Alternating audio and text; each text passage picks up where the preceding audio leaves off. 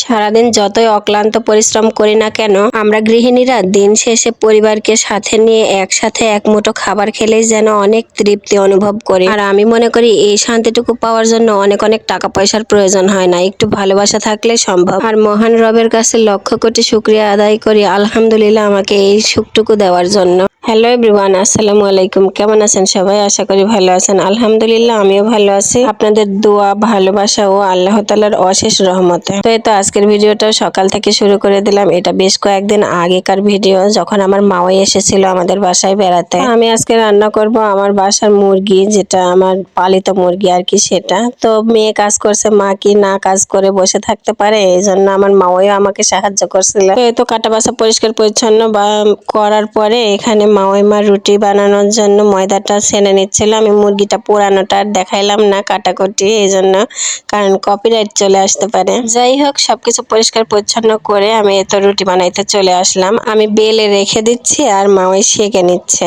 আলহামদুলিল্লাহ আমি এমন একটা মাওই পেয়েছি, অনেক ভালো, মায়ের থেকেও যেন অনেক বেশি ভালো। আল্লাহ আমার মাওইকে আরো 100 বছর বাঁচিয়ে রাখুক। যাই হোক, আমার বেলা পর্যন্ত মাওই এখানে বসেছিল। তারপর মাওইকে বিদায় দিয়ে আমি যে মাছগুলো ভেজে নিচ্ছি। আমি রান্নাটা করব আর মুরব্বী মানুষকে এখানে না বসাইলাম। তো আমি মাছগুলো ভেজে রেখে দিলাম। এখন মাংসের আলুটা ভেজে নিব, এই জন্য লবণ হলুদ দিয়ে খুব ভালোভাবে লাল লাল করে ভেজে নিয়েছি। এইবার এই কড়াইতেই আমি আরেকটু তেল দিয়ে এখানে মশলাটা কষিয়ে নিব মুরগির মাংসটা রান্না করার জন্য। যত বেশি মশলা কষাবেন ততই কিন্তু মাংসের টেস্ট হবে। তো আমি 2-3 বার করে পানি দিয়ে খুব ভালোভাবে তেল না ওঠা পর্যন্ত কষাইলাম। এখন আমি মাংসগুলো দিয়ে দিব, দিয়ে আরো বেশি করে কষাবো। বাড়ির মুরগি তো এমনিতেই টেস্ট হবে। তো আমি মশলার বাটি ধোয়া পানি দিলাম, দিয়ে খুব ভালোভাবে নেড়ে চেড়ে আমি এটা যতক্ষণ পর্যন্ত না কষছে ততক্ষণ পর্যন্ত একটু ঢেকে দিয়েছিলাম। তো এতে একটু কষানো হয়ে গেলে এর মাঝে আমি আলুটা দিয়ে দিব, দিয়ে দুইটা একসাথে কষাবো যতক্ষণ পর্যন্ত এই পানিটা না শুকিয়ে যাচ্ছে। তারপরে আমি ঝোলের পানিটা দিয়ে দিলাম। আসলে ভিডিওতে অনেক দ্রুত দেখাতে হয় তো